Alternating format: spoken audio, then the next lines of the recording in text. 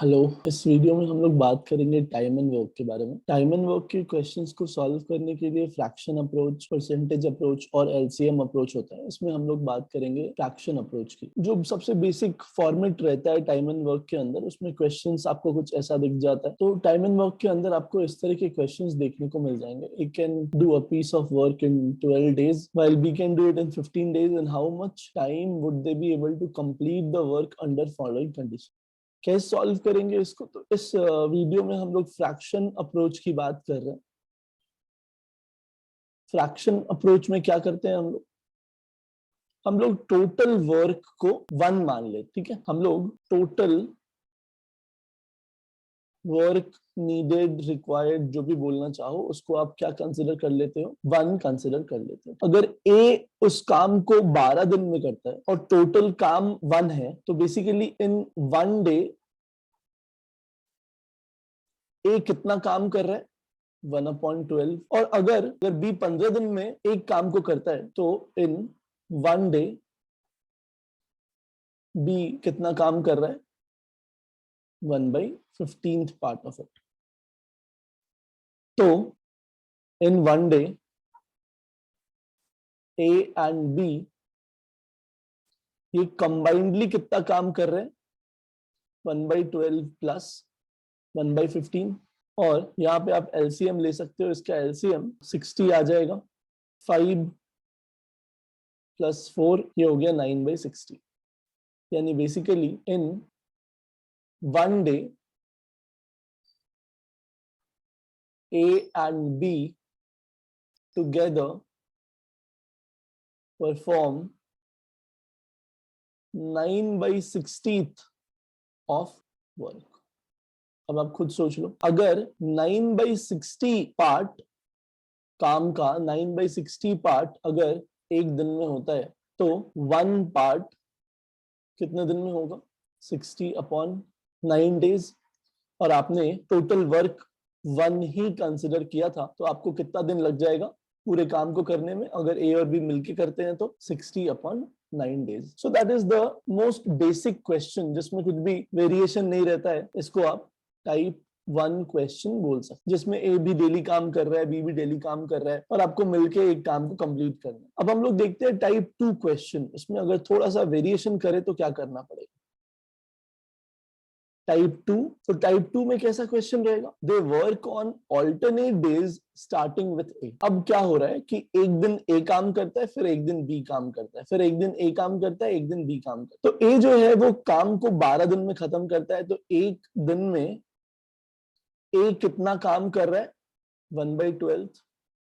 पहले दिन ए ने काम किया और 1/12 of the work was completed. अगले दिन काम करने कौन आया? बी, क्योंकि they are working on alternate days. तो एक दिन में बी ने कितना काम किया?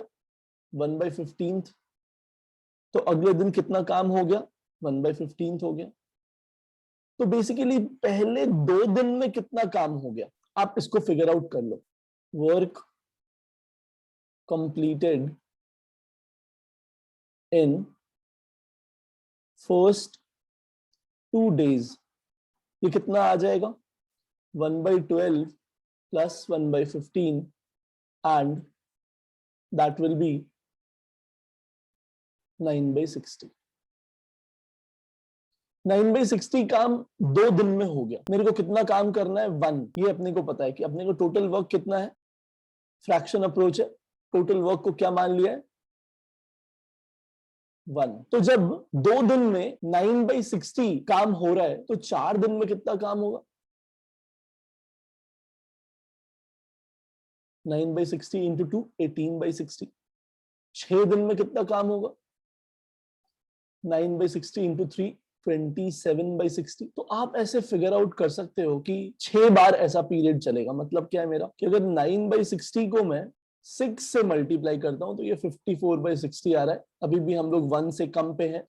और अगर मैं इसको 7 से मल्टीप्लाई करता हूं, तो अपना 63/60 आ जाएगा। 1 से ज्यादा हो जाएगा। टोटल वर्क कितना है? 1 है। यानी हम लोग इस पे फोकस करने वाले। मतलब ये जो 2 दिन का स्पैन है, ये 6 बार आएगा। तो आप ये कह सकते हो कि इन 12 days कितना काम हो गया?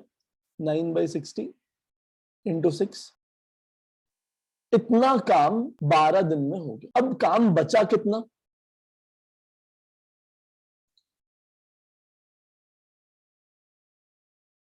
1/10। अच्छा, अब 13th डे की बात करते हैं। 13th डे पे कौन आया होगा? ऑल्टरनेट चल रहा था, ए बी का पूरा स्पैन खत्म हो गया, तो 13th डे पे वापस से ए आया होगा। ए एक दिन में कितना काम करता है? 1/12। काम बचा कितना है? 1/10। तो क्या कंप्लीट हो पाएगा? नहीं। तो 13th डे के बाद कितना काम बचा हुआ है? After 13th day work left, जब ए आके चला गया तो कितना काम बचा हुआ है? 1/10 बचा था 12 दिन के बाद, उसमें से 1/12 पार्ट हो गया 13th डे पे खत्म। सो ये हो जाएगा 1/60। और अब कौन आएगा 14th डे पे? 14th डे पे आएगा बी। और बी कितना काम करता है एक दिन में? वो करता है 1/15। सो यहाँ पे काम बचा कितना है? ओनली 1/60। तो बी को अपने वर्क रेट से 1/60 काम करने में कितना टाइम लगेगा? 1/4 को दिख रहा है, इसको अगर मैं 1/4 से मल्टीप्लाई करूं तो 1/60 हो जाएगा। इसका मतलब है कि 14th डे पे बी को सिर्फ 1/4 डे ही काम करना पड़ेगा और जो बाकी बचा हुआ काम है वो खत्म हो जाएगा। So our answer will be 13 days plus 1/4 day. तो इतने टाइम में काम खत्म हो जाएगा अगर ए और बी ऑल्टरनेट करके काम को करते हैं। इसी क्वेश्चन में वेरिएशन 2 देखते हैं। टाइप 2 के अंदर वेरिएशन 2, जिसमें आप बी से पहले काम चालू कराओ। तो इस बार क्या होगा? They work on alternate days starting with B. मतलब फर्स्ट डे पे काम करने कौन आएगा? बी आएगा। और बी कितना काम कर लेगा फर्स्ट डे पे? 1/15 ऑफ इट। सेकेंड डे पे कौन आएगा? ए आएगा। और वो कितना काम कर लेगा? 1/12, क्योंकि वो 12 दिन में काम को खत्म करता है। तो combinedly in the first 2 days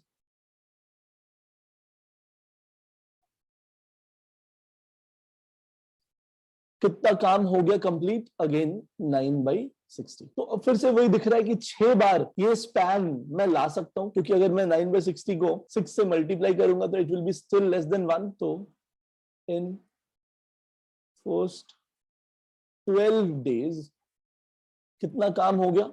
9/60 into 6 and that will be 9/10। पहले 12 दिन में कितना काम हो गया? 9/10। तो वर्क लेफ्ट कितना काम बचा हुआ है? तो टोटल वर्क 1 था, so work left will be 1/10। 13वें दिन कौन आएगा? On 13th day. तो इस बार बी से काम चालू हुआ था तो पहले बी आएगा और कितना काम करेगा? 1/15। काम था कितना? 1/10। क्या काम कंप्लीट हो पाएगा? नहीं। सो आफ्टर 13th डे कितना काम बचा हुआ रहेगा? So that will be 1/10 minus 1/15। यहाँ पे आप 6 minus 4, this will be 2/60 and this will be 1/30। तो 13th डे के बाद 1/30 वर्क अभी भी बचा हुआ है। 14th डे पे कौन आएगा? ए आएगा। 13th डे के बाद 14th डे पे कौन आएगा? ए आएगा। ऑन 14th डे ए आया और उसने कितना काम किया? वो एक दिन में कितना काम कर सकता है? 1/12। लेकिन काम बचा कितना है? 1/30 ही बचा है। तो क्या उसको पूरा दिन लगेगा? नहीं। ऑब्टेन कर सकते हैं कि ए 12 दिन में एक काम को कंप्लीट करता है। एक काम को कंप्लीट करने के लिए ए को 12 दिन लगता है। तो 1/30 काम को कंप्लीट करने के लिए, क्योंकि अभी 14वें दिन पे काम बचा कितना है? सिर्फ 1/30। तो 1/30 काम को कंप्लीट करने के लिए उसको कितना लगेगा? 12/30। ये कितना हो जाएगा? 4/10। उसको 0.4 डे लगेगा। 0.4 डे का मतलब आप अगर आवर्स में निकालना चाहेंगे तो 4/10 into 24 कर लेंगे, 9.6 आवर्स आ जाएगा।